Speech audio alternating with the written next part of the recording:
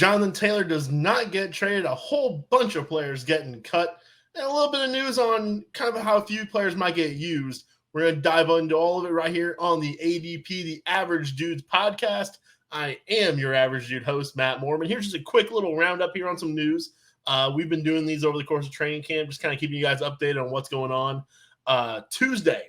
Yesterday, as of recording, was the big day for the NFL cuts. That was the deadline for teams to get down to their 53-man rosters. And with that, we saw quite a few players get released. And in general, not too much fantasy fallout with that, but there are just kind of a couple of, a couple sleepers that kind of now go by the wayside. There's, a couple of surprises in there, I think, and a couple also that maybe open up some opportunity for some other guys. So let's start out with the big news, though. The Tuesday deadline also was self-imposed for the Indianapolis Colts and Jonathan Taylor to work out a trade. No deal happened. There was talk of really the Miami Dolphins were the big one, and the Green Bay Packers emerged as kind of the mystery team candidate for Jonathan Taylor. It did not happen, though. He remains on the PUP list, which now means he's going to be out for the first 4 games of the season. So what's that mean for drafts? Well, number one, I think that moves Jonathan Taylor down quite a bit. Now that we know for sure that he is going to be out for those 4 games. I think myself included and a lot of people here didn't really take the PUP list thing all that seriously for Jonathan Taylor. I think a lot of us just kind of looked at it as kind of a contract dispute placeholder. And maybe to an extent it still is. That it could be kind of a more minor injury that's, I'm not going to say being embellished, but maybe that is the word to use here to put him on the PUP list, have him be inactive for the first 4 games. Maybe they still try to work out a trade. If he is actually injured, that was just another hurdle that was going to make a trade more difficult for the Colts with Jonathan Taylor.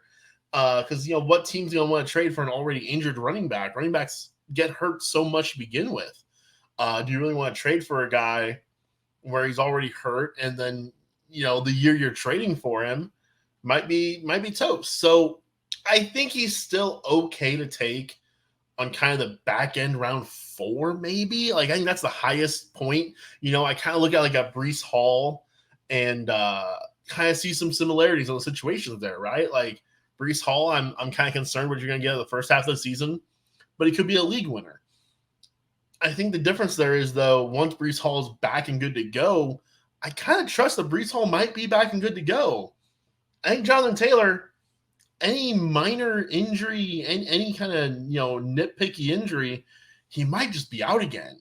They may or he may play this super cautiously. So I did not get any Jonathan Taylor this year. The only Jonathan Taylor I have is on a dynasty team.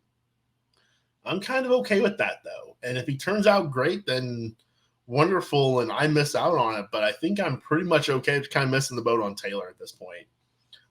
That's definitely the biggest news of the week with the cut days and all that.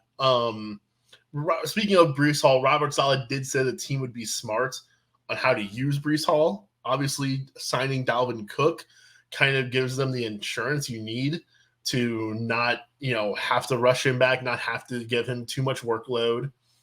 There are a couple cuts around the league. Kareem Hunt, by the way, still did not sign with anybody.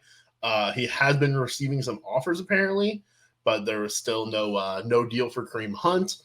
Myles Gaskin was cut by the Miami Dolphins. He now is signed on with the Minnesota Vikings, so he kind of adds to that kind of mess behind Alexander Madison over there.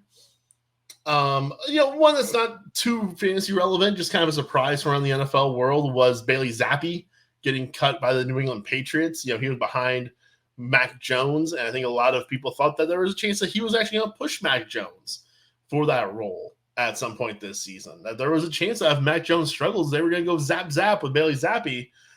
He has signed back on with the New England practice squad, going totally unclaimed on waivers. I was a little bit surprised by that. Chiefs general manager Brett Veach said that Rashee Rice and Justin Ross will start as package players, but hopes to see them become every down wide receivers later on in the season. And this is something that I think we've touched on before a couple times. There's a chance of these Chiefs wide receivers, it's going to be pockets of relevance. You know, we saw that a little bit last year where it's like at one point it was Juju, who was like a top 24 wide receiver and really had some fantasy relevance. And then from there, you know, you had your MVS weeks, but then really kind of shifted over and there's more McKinnon stuff going on.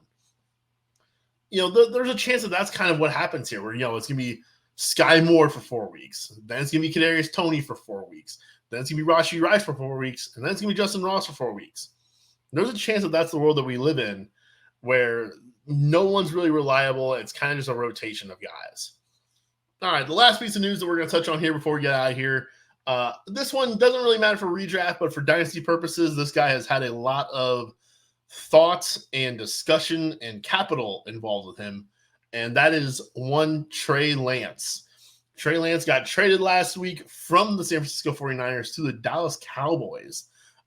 This is interesting for a couple of reasons. Number one being it's not a team that you expect Trey Lance to play on this season at all. You know, I mean, there may be the occasional Taysom Hill package mixed in, something like that, but really there's no reason to think that he's going to play a role this season at all.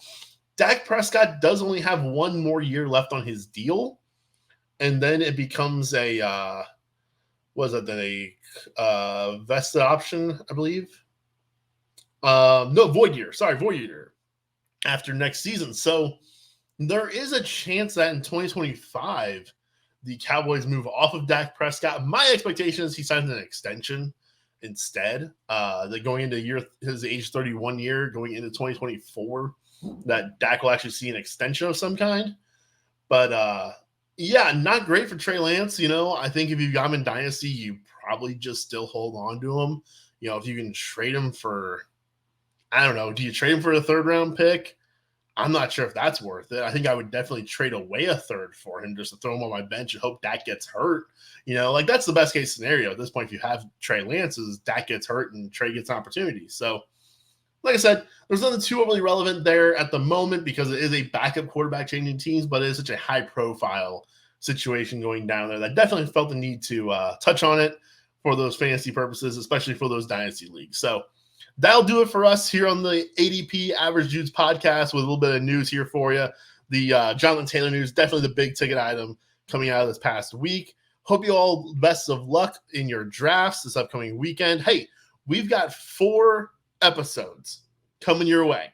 A positional preview of each position, 1 per episode. Quarterbacks, tight ends, running backs, wide receivers. We're even going to throw the defense and the kickers into the end of that tight end episode. So we're going to have your entire draft covered. They're all going to be pretty bite-sized chunk episodes for you to check out. And those are up there in the feed later on today. And we'll see y'all then.